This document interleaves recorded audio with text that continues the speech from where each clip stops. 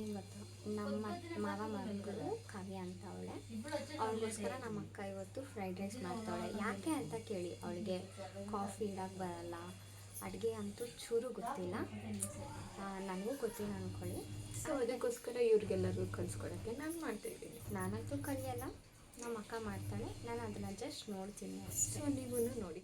So friends, ನೀವು ಇವಾಗ ನೋಡ್ತಿರೋದು fried rice ಮಾಡೋಕ್ಕೆ ಇಂಗ್ರೀಡಿಯೆಂಟ್ಸ್. ಸೊ ನಾನು ಜಿಂಜರ್ ಆ್ಯಂಡ್ ಗಾರ್ಲಿಕ್ನ ಚಾಪ್ ಮಾಡಿ ತೊಗೊಂಡಿದ್ದೀನಿ, ನೀವು ಪೇಸ್ಟ್ ಮಾಡಿ ಕೂಡ ತೊಗೋಬೋದು. ಸೊ ಇದು ಕ್ಯಾರೆಟ್ 1 ಕಪ್ ಚಾಪ್ ಮಾಡಿ ತೊಗೊಂಡಿದ್ದೀನಿ, and capsicum and beans 3 onions and 5 chillies, cabbage 250 grams ತೊಗೊಂಡಿದ್ದೀನಿ. ನಾನಿಲ್ಲಿ ಆಚೆ ಅವ್ರದ್ದು ಫ್ರೈಡ್ ರೈಸ್ ಪೌಡರ್ ಯೂಸ್ ಮಾಡ್ತಾಯಿದ್ದೀನಿ, ನೀವು ಯಾವುದಾದ್ರೂ ಯೂಸ್ ಮಾಡ್ಬೋದು.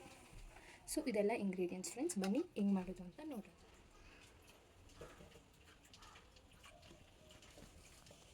ಸೊ ನೋಡಿ ಪೀಪಲ್ಸ್, ನಾವೀಗ ಆಯಿಲ್ ಬಿಸಿ ಆದಮೇಲೆ ಜಿಂಜರ್ ಮತ್ತು ಗಾರ್ಲಿಕ್ ಇವೆರಡನ್ನೂ ಹಾಕೋಬೇಕು.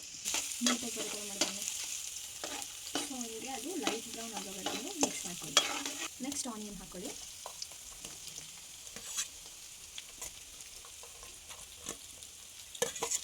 ಸೊ ಹಿಂಗೆ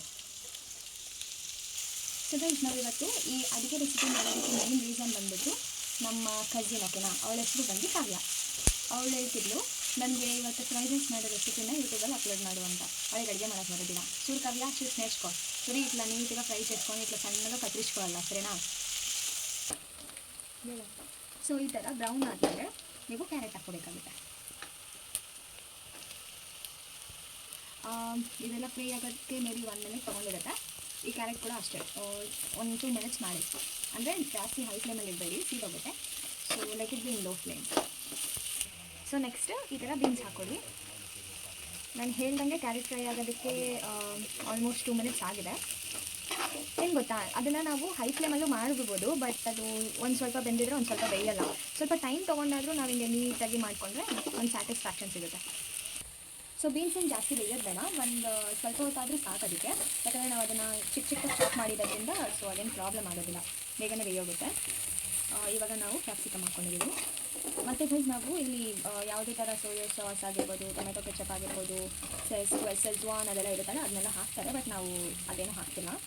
ಹಿಂಗೆ ಚೆನ್ನಾಗಿರುತ್ತೆ, ಟೇಸ್ಟ್ ತುಂಬ ಚೆನ್ನಾಗಿರುತ್ತೆ. ನೀವೆಲ್ಲ ಟ್ರೈ ಮಾಡಿ, ಒಂದ್ಸತಿ ಟ್ರೈ ಮಾಡಿ ನಮಗೆ ರಿವ್ಯೂಸ್ ಇದೆ. ಕ್ಯಾಬೇಜ್ ಹಾಕ್ಕೊಳ್ಳಿ. ನೋಡ್ಬೋದು ಎಷ್ಟು ಚೆನ್ನಾಗಿ ಬಂದಿದೆ. ಸೊ ಇದೆಲ್ಲ ನೀಟಾಗಿ ಫ್ರೈ ಆಗಬೇಕು. ಕಲರ್ಫುಲ್ಲ ಕಳಿಸಿದಲ್ಲ.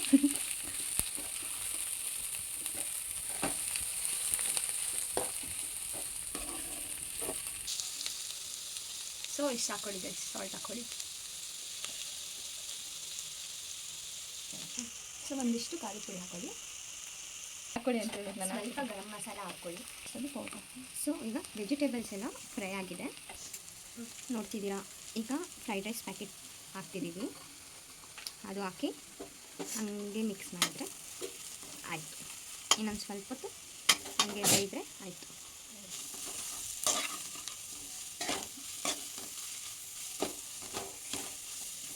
ಹಾಕಿ ನೀಟಾಗಿ ಮಿಕ್ಸ್ ಮಾಡಿದ್ದೀವಿ.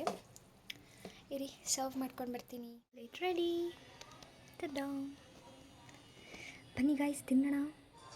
ಆ್ಯಕ್ಚುಲಿ ಫ್ರೆಂಡ್ಸ್, ಊಟ ಎಲ್ಲ ತಿಂದಾದಮೇಲೆ ನಾವೆಲ್ಲ ಆಚೆ ಕೂತ್ಕೊಂಡು ಸಾಂಗ್ಸ್ ಹಾಕ್ಕೊಂಡು ಆ ಸಾಂಗ್ ಆಡ್ತಿದ್ರೆ ಒಂದು ಫೀಲ್ ಇತ್ತು, ಯಾರಿಗೂ ಅದು ಎಕ್ಸ್ಪ್ಲೈನ್ ಮಾಡೋಕ್ಕಾಗಲ್ಲ. ಎಲ್ಲ ಕಸಿನ್ಸ್ ಎಲ್ಲ ಒಂದೇ ಕಡೆ ಕೂತ್ಕೊಂಡು ಹಾಡಿದ್ರೆ ಅಷ್ಟು ಚೆನ್ನಾಗಿರುತ್ತೆ.